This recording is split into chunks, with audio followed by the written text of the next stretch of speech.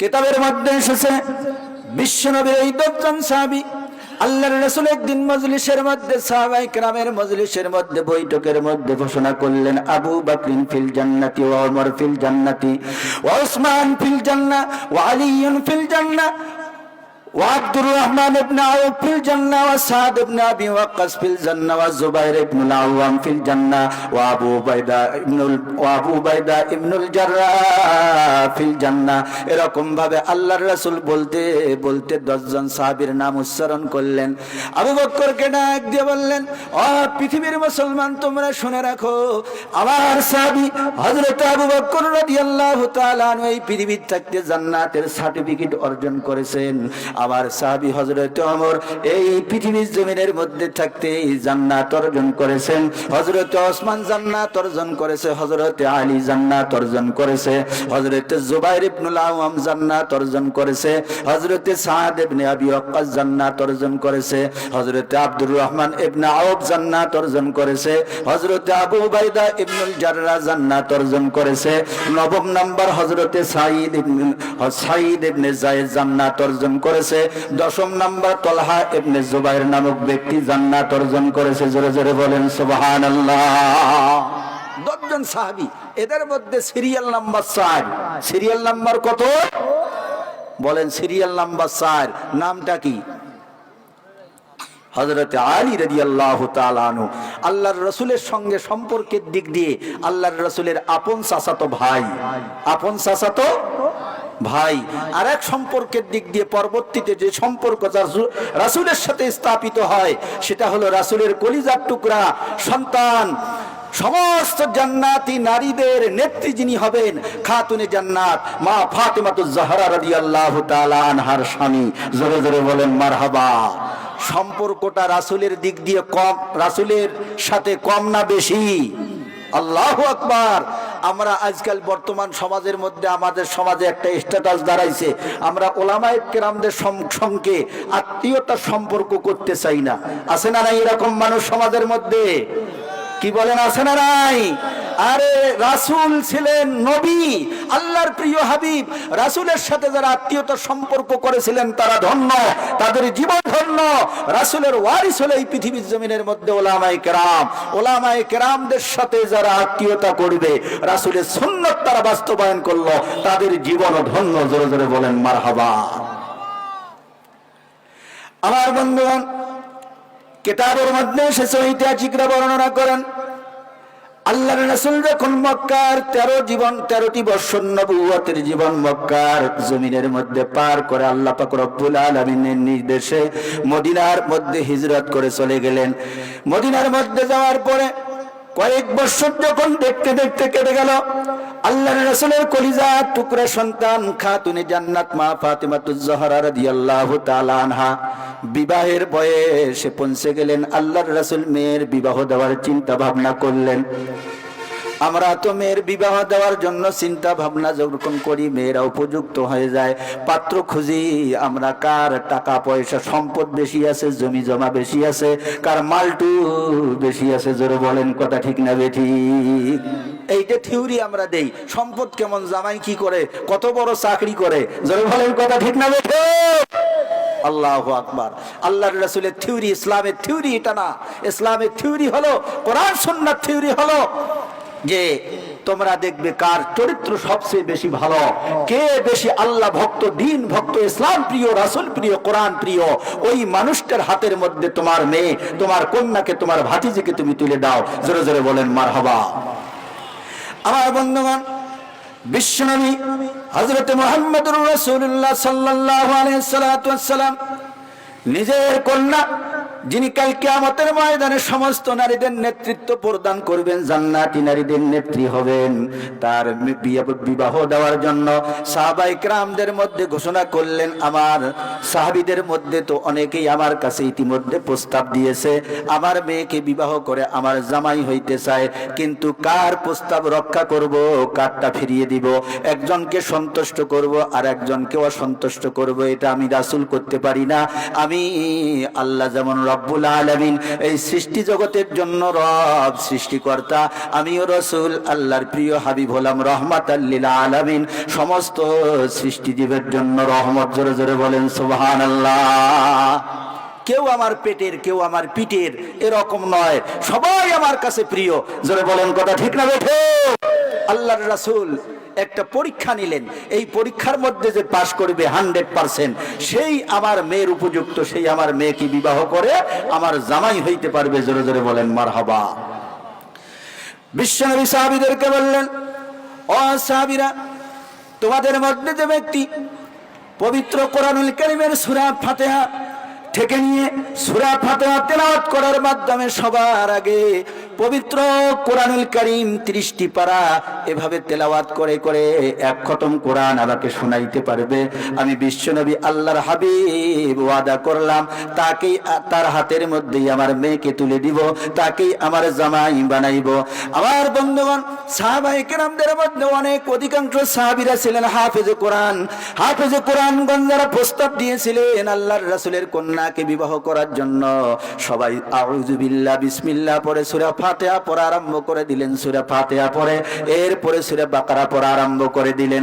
আল্লাহর রাসূলের একজন বিচক্ষণ সাহাবী ছিল, তিনি সূরা ফাতিহা শেষ করার পরে বিসমিল্লাহ শরীফ পড়িয়া 3 বার সূরা ইখলাস তথা কুল হুয়াল্লাহ সূরা পড়লেন। জোরে জোরে বলেন সুবহানাল্লাহ।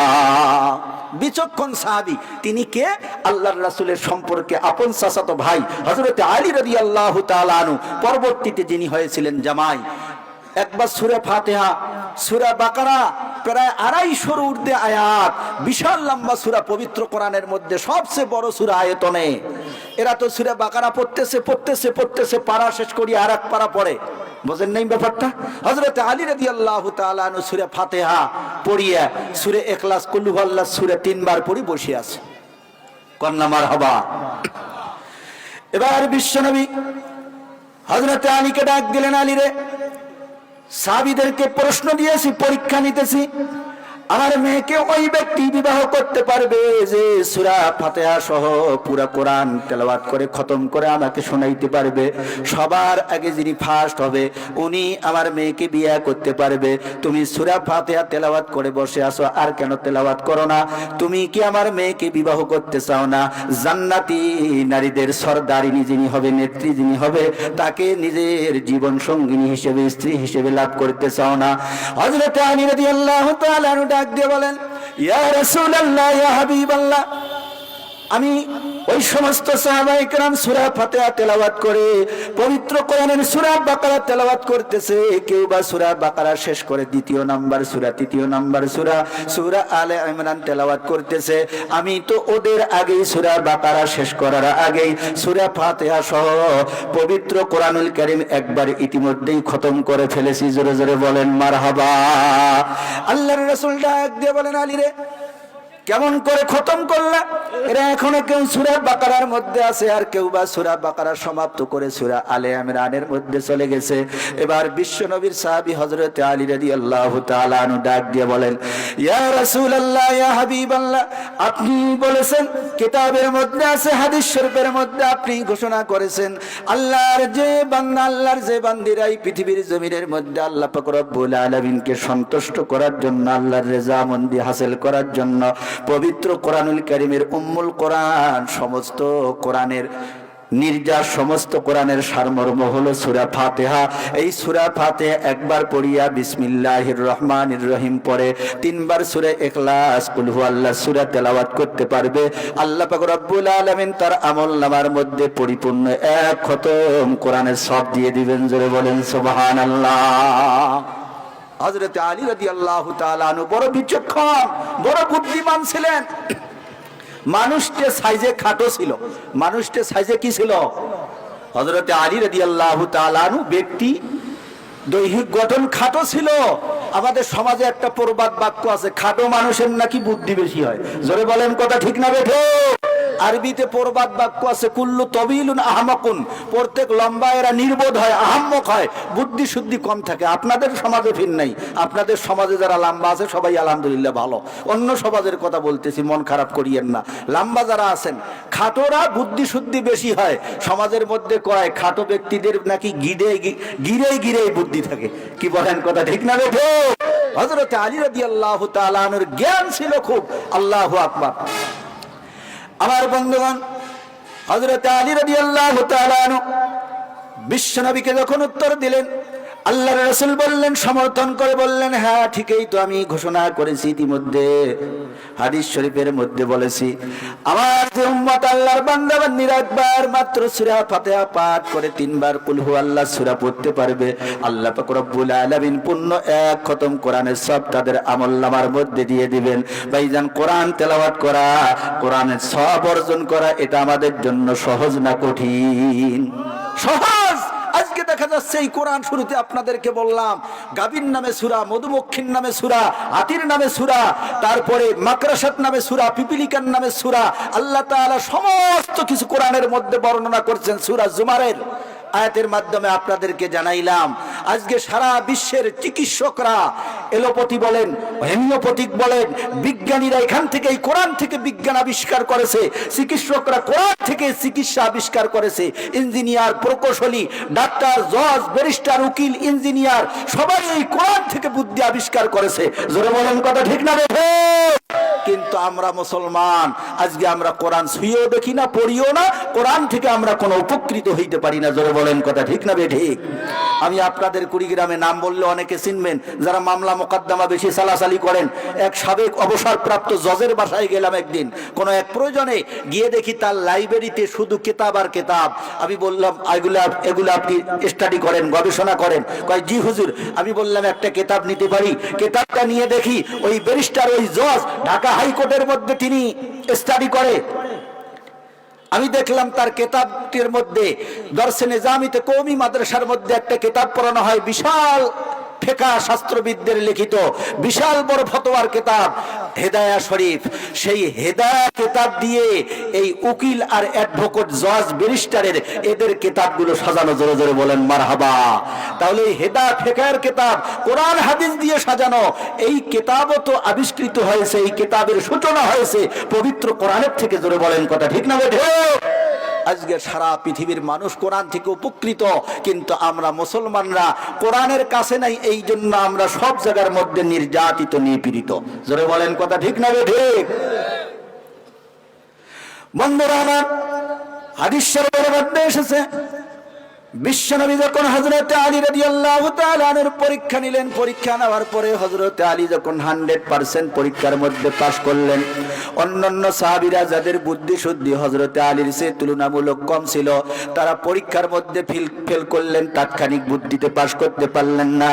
বিশ্বনবী নিজের প্রতিশ্রুতি, নিজের কথা অনুযায়ী নিজের কলিজার টুকরা সন্তান খাতুনে জান্নাত মা ফাতিমাতুজ জহরা রাদিয়াল্লাহু তাআলা আনহাকে হযরত আলীর সঙ্গে বিবাহ বন্ধনে আবদ্ধ করে দিলেন। জোরে জোরে বলেন সুবহানাল্লাহ। হাদিস শরীফের মধ্যে হযরত আলী রাদিয়াল্লাহু তাআলা আনহু জ্ঞান শিক্ষা সম্পর্কে, বিচক্ষণতা সম্পর্কে বিশ্বনবী ঘোষণা করেছেন, কিতাবের মধ্যে এসেছে, ও পৃথিবীর মানুষ, আনা মদিনাতুল ইলম ওয়া আলিয়ুন বাবুহা, ও পৃথিবীর মুসলমানের, আল্লাহর বান্দা বান্দীরা, এই পৃথিবীর জমিনের মধ্যে আমি আল্লাহর হাবিব বিশ্ব পয়গম্বর হলাম এলেমের শহর। আর এই এলেমের শহরের মধ্যে কেউ যদি প্রবেশ করতে চায় তাহলে অবশ্যই দরজা দিয়ে প্রবেশ করতে হবে। জোরে বলেন কথা ঠিক না বেঠিক? এই এলেমের শহরে, এলেমের ভূখণ্ডে প্রবেশ করার জন্য পৃথিবীর জমিনের মধ্যে আল্লাহ পাক রব্বুল আলামিন যে ব্যক্তিকে দরজা হিসেবে পাঠিয়েছেন, সে হলো আমার চাচাতো ভাই, আমার আপন জামাই হযরত আলী রাদিয়াল্লাহু তাআলা আনহু। জোরে জোরে বলেন মারহাবা। কেমন বুদ্ধি ছিল ভাইজান! বুখারী শরীফের হাদিস। এই গাঁজাখড়ি গল্প আপনাদের সামনে করব না, কোরআন হাদিস থেকেই সংক্ষিপ্ত আকারে আলোচনা করব। বুখারী শরীফের হাদিস, সাহাবীরা বলেন আল্লাহর রাসূল সাল্লাল্লাহু আলাইহি সাল্লাতু ওয়াস সালাম মাঝে মধ্যে সাহাবায়ে কেরামদের সঙ্গে রসিকতা করতেন, মজাক করতেন। বুঝাইতে পারছি? মজাক করতেন। মজাক করা যায়, মজাক করা মুস্তাহাব। যতক্ষণ পর্যন্ত যার সঙ্গে মজাক করবেন মন স্বভাব যদি ভালো থাকে তাহলে মজাক করিয়েন। আর এক ভাই মানসিক টেনশনে আক্রান্ত, বাড়ির মধ্যে স্বামী স্ত্রী ঝগড়া লাগছে, আপনি গিয়ে মস্কারি শুরু করছেন, মজাক শুরু করছেন, ওই সময় মজাক করা মুস্তাহাব না জায়েজ না, ওই সময় মজাক করা হারাম। ওই সময় মজাক করা কি হারাম। আল্লাহর রাসূল সাহাবীদের সঙ্গে মজাক করতেন, আর কি মস্কারি করতেন মাঝে মধ্যে। আল্লাহর রাসূল সাহাবায়ে কেরামদেরকে নিয়ে গোল করে বসে দস্তরখান মাঝের মধ্যে রেখে খেজুর খুরমা খাইতেছেন, সৌদি আরবের খেজুর খুরমা। এই যে হাজী সাহেব আল্লাহ তাআলা তৌফিক দিছে, মক্কা মদিনা হারামাইন শরীফাইন জিয়ারত করে আসছে, পবিত্র হজ পরত পালন করে আসছে, আসল খুরমা খেজুর। কিতাবের মধ্যে এসেছে আল্লাহর রাসূল যখন ক্ষুধা লাগতো, সকালের ব্রেকফাস্ট আল্লাহর রাসূল কয়েকটা খেজুর খাইতো। দুপুরের কিনা কয় ওটাকে আমরা কই দুপুরের খানা, আর ইংলিশ সভ্যতায় কি বলে লাঞ্চ, কয় লাঞ্চ সারার জন্য গেছে হোটেলের মধ্যে। আল্লাহর রাসূল দুপুরের খাবার লাঞ্চ খাইতেন, আবার করতেন ওই কয়েকটা খেজুর দিয়ে। আবার রাত্রিবেলা আমরা কই রাত্রের খাবার, আর ইংলিশ সভ্যতায় বলে ডিনার, এই ডিনারের জন্য কয়েকটা খেজুর খাইতেন। আগে যখন ছোট ছিলাম, ছাত্র ছিলাম, বুঝতে পারি নাই রাসূল সকালে কয়েকটা খেজুর, দুপুরে কয়েকটা খেজুর, রাত্রিবেলা কয়েকটা খেজুর দিয়ে কিভাবে দিন রাত কাটাইতেন। জোরে বলেন কথা ঠিক না বেঠিক? আমরা তো ইফতারিতে সামনে রমজান আসতেছে, কত খেজুর খাই, কি কর খেজুর খায় না, পেট তো ভরে না। আল্লাহু আকবার। আসল খেজুর আমরা বাঙালিরা পাই না, আসল খেজুর আমরা বাঙালিরা পাই না। আসল খেজুর ওই সৌদির মধ্যে গেলে পাওয়া যায়। আলহামদুলিল্লাহ, একটা দুটো তিনটে খেজুর খাইলে আপনার সকালের যেটা ব্রেকফাস্ট আছে, নাস্তা আছে, এক গ্লাস পানি খাইলে ইনশাল্লাহ সেটা পূর্ণ হয়ে যাবে। জোরে জোরে বলেন মারহাবা। আল্লাহ তাআলা এত রহমত ওই সৌদির মধ্যে দান করছেন। আল্লাহ সকলকে আল্লাহর রাসূলের ওই সোনার মদিনা মক্কা জিয়ারত করার তৌফিক দান করুক। সবাই বলে আমিন। বন্ধুরা আমার, বুখারীর মধ্যে এসেছে, বিশ্বনবীর সাহাবীরা বর্ণনা করেন আল্লাহর রাসূল দস্তরখান বিছিয়ে সমস্ত সাহাবায়ে কেরামদেরকে নিয়ে গোল করে বসে খেজুর খাইতেছেন। এমন সময় আল্লাহর রাসূল হযরতে আলী রাদিয়াল্লাহু তাআলা আনহুর সঙ্গে মশকারি করার জন্য, হযরতে আলীর ইলম আর জ্ঞানের পরীক্ষা করার জন্য আল্লাহর রাসূল খেজুর খায়, খুরমাগুলো খায়, আর বিচিগুলো হযরতে আলী রাদিয়াল্লাহু তাআলা আনহুর সামনের মধ্যে রাখে। খেজুর এভাবে খাইতে খাইতে হযরতে আলী রাদিয়াল্লাহু তাআলা আনহু নিজেও খেজুর খায়, তেনার নিজের বিচিগুলো তেনার সামনে উপস্থিত। আল্লাহর রাসূল খেয়ে আবার তেনার সামনে বিচিগুলো জমা করে হযরতে আলীর সামনে। বলেন তো দেখি আপনারা, বিচি কম থাকবে না ডবল থাকবে? ডবল থাকবে। দুইজনের বিচি একত্রিত হইতেছে। খেজুর খাওয়া যখন শেষ পর্যায়ে আল্লাহর রাসূল এবার সাহাবীদেরকে ডাক দিয়ে বলেন, ও সাহাবীরা, তোমরা কি জানো আমাদের মধ্যে সবচেয়ে বড় আক্কেল কেটা, খানেওয়ালা কেটা? আমাদের সমাজের মধ্যে যেটা বলি পেটুক সবচেয়ে বেশি খায়, বলি না পেটুক মানে খায় বেশি। আল্লাহর রাসূল মানে হযরতে আলীকে একটু ঠগাবে, বোঝেন নাই? সাহাবীদেরকে বলতেছি, তোমরা কি জানো আমাদের উপস্থিত লোকদের মধ্যে সবচেয়ে বড় পেটুককে, বেশি খায় কে? তো সাহাবীরা কয়, না হুজুর, আমরা এটা বলতে পারবো না। তা আল্লাহর রাসূল কয়, এটা তো সহজ উত্তর, যার সামনে বেশি বিচি আছে, বেশি বিচি থাকায় এ কথা বোঝায় সে বেশি খাইছে, সে বড় পেটুক। জোরে বলেন কথা ঠিক না বেঠিক? হযরত আলী রাদিয়াল্লাহু তাআলা আনহু ওই শরীরের গিরায় গিরায় গিটাই গিটাই বুদ্ধি ছিল, তাৎক্ষণিক বুদ্ধি খুব ছিল। তিনি যে ইলমের শহরের দরজা প্রমাণ করে দিলেন বাস্তবে। আল্লাহু আকবার। এবার বিশ্ব নবীকে তিনি আবার ঠকার জন্য, মজাক মস্কারি করার জন্য বললেন, ইয়া রাসূলুল্লাহ, ইয়া হাবিবাল্লাহ, ঠিক আছে আপনার কথা, আমার সামনে বেশি বিচি, এ কথা বুঝায় আমি বেশি খাই, আমি বড় পেটুক। কিন্তু আমাদের সমাজের মধ্যে এরকম বড় পেটুক আছে, আমি তো পেটুক, আমার সে বড় পেটুক আছে, এরা বিচি সহকারে খেয়ে ফেলে। মানে আমার সামনে বিচি আছে, আমি খাইছি, আপনার সামনের বিচি কই? আপনি বিচি সহকারে খাইছেন। জোরে জোরে বলেন মারহাবা।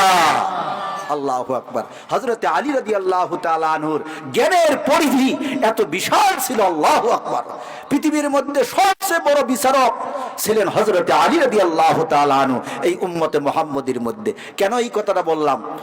আর বন্ধুগণ, বিশ্বনবী রাহমাতাল লিল আলামিন, ইমামুল মুরসালিন, সাইয়্যিদুল কাউনাইন, ফখরে দু আলম, দো জাহানের বাদশা হযরতে মুহাম্মদুর রাসূলুল্লাহ সাল্লাল্লাহু আলাইহি সাল্লাতু ওয়াসসালাম তেনার কলিজার টুকরা সন্তানকে হযরতে আলীর হাতে যখন তুলে দিলেন, আগে হযরতে আলী রাদিয়াল্লাহু তাআলা আনহু বিশ্ব নবীর সঙ্গেই বিশ্ব নবীর বাড়ির মধ্যে থাকতেন।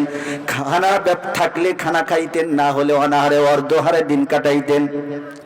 হযরত আলী রাদিয়াল্লাহু তাআলা আনহুর সঙ্গে মা ফাতেমার যখন বিয়ে হয়ে গেল, আল্লাহর রাসূল হযরত আলী রাদিয়াল্লাহু তাআলা আনহু আর মা ফাতেমার থাকার জন্য, বাসস্থানের জন্য আল্লাহর রাসূলের মদিনাতুল মুনাওয়ারা থেকে কয়েক কিলোমিটার দূরে একটা বাসার ব্যবস্থা করে দিলেন। জোরে জোরে বলেন মারহাবা। একটা বাসার ব্যবস্থা করে দিলেন। হযরত আলী রাদিয়াল্লাহু তাআলা আনহু ওই বাসার মধ্যে যাইতেন, সেখানে ফজরের নামাজের সময় আবার হাইয়া আলাস সালাহ হাইয়া আলাল ফালাহ বলতে বলতে মসজিদে নববীতে আসতেন, আল্লাহর রাসূলের পিছনে ফজরের নামাজ আদায় করতেন। জোরে জোরে বলেন মারহাবা। এরপরে জোহরের নামাজের সময় হলে জোহরে আসতেন, আসরে আসতেন, মাগরিবে আসতেন, এশায় আসতেন। 5 ওয়াক্ত নামাজ মসজিদে নববীতে আল্লাহর রাসূলের পিছনে আদায় করতেন। কিন্তু আগে ছিল রাসূলের কাছে সব সময় দিন রাত 24 ঘন্টা রাসূলের কাছে থাকতেন, রাসূলের পরিবারে খাইতেন, রাসূলের পরিবারে ঘুমাইতেন।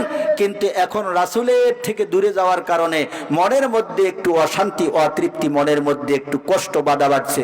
আল্লাহর রাসূলকে সে একবার বলতেছে, ভারাক্রান্ত হৃদয়ে মনের মধ্যে দুঃখ ব্যথা জমা নিয়ে আল্লাহর রাসূলকে বলতেছে, ইয়া রাসূলুল্লাহ, ইয়া হাবিবাল্লাহ, আপনার মেয়েকে বিয়ে করার আগেই তো আমার জীবন ভালো ছিল, সারাদিন রাত 24 ঘন্টা আপনার কাছে থাকতাম, আপনার সাথে থাকতাম, মনটা সব সময় শান্তিতে ভরপুর থাকতো।